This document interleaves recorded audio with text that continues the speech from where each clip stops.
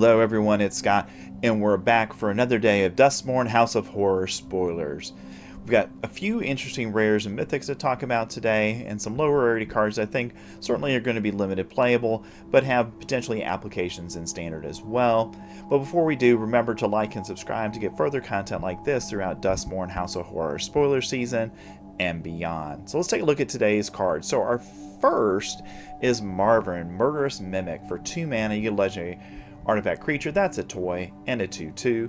And Marvin, Murderous Mimic has all activated abilities of creatures you control that don't have the same name as this creature. So Marvin, incredibly powerful card here if you've got a lot of activated abilities on the board that Marvin can help trigger a second time.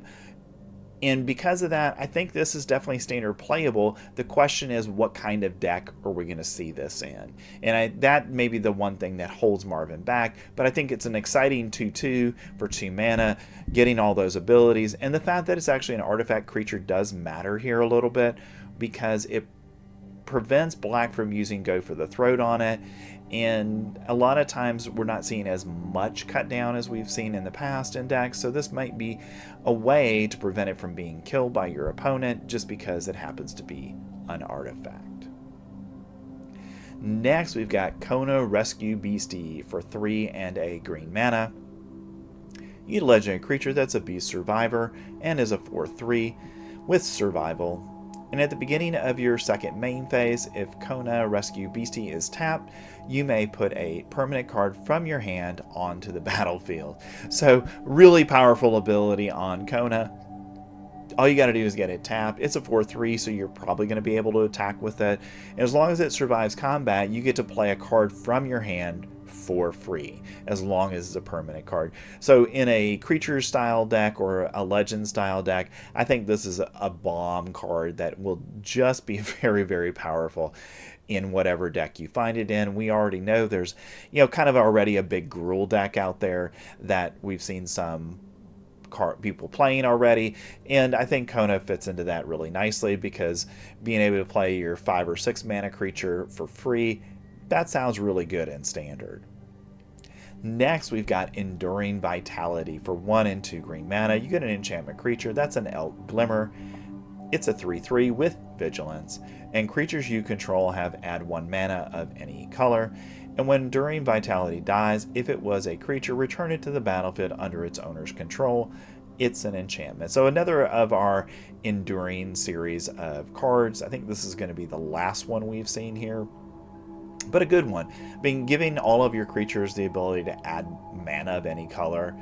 If you're playing some lower mana cards at the beginning of the game, getting some things onto the board, and then you get Enduring Vitality down, now all of those become extra sources of mana for you.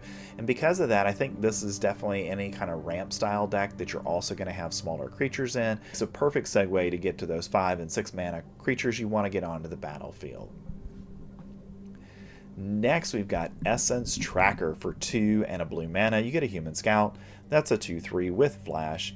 It also has Eerie, and whenever an enchantment you control enters the battlefield, and whenever you fully unlock a room, draw a card. So really powerful ability on Essence Tracker. So if we do have an enchantment style deck, and it's in blue, this is an easy include in that deck, because you're going to get card draw 2, 3, 4 times potentially with this over the course of a game, and it is just going to help you to out card your opponent, and that card advantage really probably is going to put you in a place where you're likely to be able to win those games. Next, we've got some lower rarity cards that I want to talk about from a limited standpoint, but also cards that have some potential to see some play in Standard. So the first is Jump Scare. For a white mana, you get an instant, and until end of turn, target creature gets +2/+2, gains flying, and becomes a horror enchantment creature in addition to its other types. So we already know that we've got a solid Bloomburrow deck built around mice that's in white, and we also have one for rabbits as well. But I think this is a nice card for those decks where you can gain a nice little advantage of 2/2, but you gain flying, and you also get that enchantment type with this as well, which might be relevant in some decks in Standard. but I'm not playing it for that reason. I'm playing it for the +2/+2 and the ability to gain flying, because that can really affect how your opponent is able to block things. And if we can give it to a large creature that your opponent didn't anticipate having flying, then that might be just what you need to win a game. Next, we've got a couple of blue cards. The first is Enter the Enigma for a blue mana. You get a sorcery. Target creature can't be blocked this turn. So one of your creatures you can give the ability to that becomes unblockable, and you get to draw a card, all for 1 mana. So I think a great limited card, certainly, and I think it's good enough to see standard play as well. Next, we have Paranormal Analyst for 1 and a blue mana. You get a Human Detective. That's a 1/3. And whenever you manifest Dread, put a card you put into your graveyard this way into your hand. So this is a card I really think is going to be critical to the Manifest Dread deck, because what this is going to do for you is you're gonna look at your 2 cards. One of them you'll put on the field as a 2/2 creature, and then the one you would put in your graveyard, now you get to put in your hand. And even if you've Manifest Dreaded earlier in the game, my reading of this is that you could grab one of those cards as well. So I think Paranormal Analyst is a very good standard card. Now, it does die to cut down and things like that, so that's the drawback of it. But being able to, in essence, every time you Manifest Dread, you get the card that you're putting on the field, plus you get to get one of the cards that was sent to the graveyard with Manifest Dread into your hand. I think those are powerful abilities in standard. Next, we have a couple black cards for the day, and the first is Sporogenic Infection for 1 and a black mana. You get an enchantment. That's an aura. It's an enchant creature. When Sporogenic Infection enters, target player sacrifices a creature other than enchanted creature. So whatever creature you put the aura on, your opponent cannot sacrifice that one. And then whenever enchanted creature is dealt damage, destroy it. So if it blocks or attacks and you deal damage to it, it dies as well. So very powerful ability here. Now, in black, is it better to just use a Go for the Throat for this effect? Probably, but the opportunity to maybe make your opponent lose 2 creatures, I think might be strong enough to encourage people to try it in standard. And this is going to be a very powerful limited card, because it's going to really affect probably the least valuable card your opponent has that's a creature on the battlefield, but also then the most powerful, because that's probably the one that you're going to go ahead and enchant with this. Next, we've got those Stick Twister for 1 and a black mana. You get a 2/2 that's an artifact creature and a scarecrow. It has lifelink and delirium. At the beginning of your end step, if there are 4 or more card types among cards in your graveyard, each opponent may sacrifice a non-land permanent or discard a card.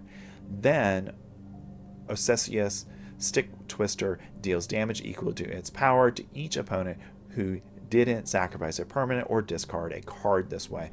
So basically this is a shock on a body, where if your opponent chooses not to sacrifice a non-land permanent or just to discard a card, you're going to shock them every turn. Now, is that good enough in standard? I'm not 100% sure, but the fact that this has got lifelink, and if we can find a way to buff up its power and toughness just a little bit, I think that might be good enough to be a part of a standard deck that's based around the delirium mechanic. Next, we've got a couple green cards for the day, and the first is Manifest Dread for 1 and a green mana. You get a sorcery and you Manifest Dread. Look at the top 2 cards of your library, put one of them on the battlefield face down as a 2/2 creature and the other into your graveyard. Turn it face up anytime for its mana cost if it's a creature. And hopefully most of the time that's what's going to happen with this. So Manifest Dread is Manifest Dread. Next, we've got Cathartic Parting for 1 and a green mana. You get a sorcery. The owner of target artifact or enchantment opponent controls shuffles it into their library. So you get to choose an enchantment or an artifact an opponent controls, and you force them to shuffle it into their library. And you may shuffle up to 4 target cards from your graveyard into your library. So I like this spell for standard because it's going to remove the best artifact or enchantment your opponent has from the battlefield, put it into their library so they can't just go bring it back out of the graveyard, and then you get the advantage of putting 4 cards from your graveyard back into your library. So maybe your opponent's killed a couple important creatures early in the game, now you just put them back into your deck, and hopefully you go ahead and get those cards back later in the game. Next we've got Conductive Machete. For 4 mana, you get an artifact that's an equipment, and when Conductive Machete enters, manifest Dread, then attach Conductive Machete to that creature. Equipped creature gets +2/+1, and equip cost is 4. So this is a really nice card in limited, definitely, because basically you're going to get a 4/3 for 4 mana. So I think that's reasonable in limited. It might have an outside chance of seeing some standard play, because if we go back to Phyrexia All Will Be One, we had the Rebel cards that were equipment that did something similar to this. It created a 2/2 red Rebel. So if between the cards in the Rebel deck plus the cards we're getting from Duskmourn that are artifacts that manifest Dread, if there's enough good ones in that mix, then maybe we see that deck come back to life a little bit in standard. Alright, our last card of the day is Brood Spinner. For a black and a green mana, you get a spider that's a 2/3 with reach, and when Brood Spinner enters the battlefield, surveil 2. Look at the top 2 cards of your library, then put any number of them into your graveyard and the rest on the top of your library in any order. And then for 4, a black and a green mana, you can tap Brood Spinner, sacrifice Brood Spinner, and create a number of 1/1 black and green insect creature tokens with flying equal to the number of card types among cards in your graveyard. So this is clearly meant to be part of a graveyard strategy where you're getting a number of different card types into your graveyard, and then you're going to get those nice 1/1 black and green insect creature tokens for your effort, and I think that has an outside chance of seeing a little bit of standard play this coming season. Alright, those were today's spoilers from Duskmourn House of Horror. Not a lot today, but I think the rares and mythics are certainly playable cards in standard. Tell me what you think in the comment section. I think Marvin might be one of the better cards that we see from the set in terms of its ability to play the game of Magic, because that ability to take the activated abilities of other creatures and, in essence, meld them onto him, I think has the ability to be very powerful in standard. Alright, I've also left for you here the video from yesterday's previews and also my Duskmourn House of Horror playlist for all the videos related to Duskmourn House of Horror spoilers. So thanks for staying to the end of the video, and I will see you in the next one.